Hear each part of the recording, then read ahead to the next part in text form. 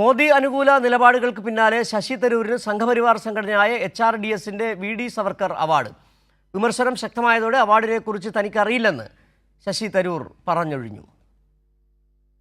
തീവ്ര ഹിന്ദുത്വ നേതാവായിരുന്ന സവർക്കറുടെ പേരിലുള്ള പ്രഥമ അവാർഡിനാണ് ശശി തരൂരിനെ HRDS തിരഞ്ഞെടുത്തത്. ഓപ്പറേഷൻ സിന്ദൂറിലെ നയതന്ത്രയാത്രയിലും രാഷ്ട്ര താൽപര്യങ്ങളും കണക്കിലെടുത്താണ് തരൂരിനെ പരിഗണിച്ചതെന്നാണ് സംഘടന വ്യക്തമാക്കിയത്. അവാർഡിനെതിരെ കോൺഗ്രസിൽ നിന്നടക്കം കടുത്ത വിമർശനമുയർന്നതോടെ ശശി തരൂർ നിലപാട് തിരുത്തി. അവാർഡിനെക്കുറിച്ച് തനിക്ക് അറിവില്ലെന്നും സംഘടനയുടെ സ്വഭാവത്തിൽ അവ്യക്തതയുണ്ടെന്നുമാണ് തരൂർ എക്സിൽ കുറിച്ചത്. എന്നാൽ തരൂർ അവാർഡിന് സന്നദ്ധത അറിയിച്ചിരുന്നതായും അവാർഡിൽ നിന്ന് പിന്മാറിയത് സംഘടനയെ അറിയിച്ചില്ലെന്നുമാണ് HRDAയുടെ പ്രതികരണം.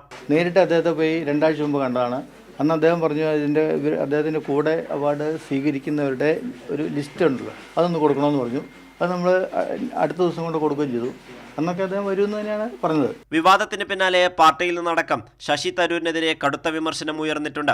റഷ്യൻ പ്രസിഡന്റിന് നൽകിയ വിരുന്നിൽ തരൂർ പങ്കെടുത്തത് പാർട്ടിയെ ചൊടിപ്പിച്ചിരുന്നു.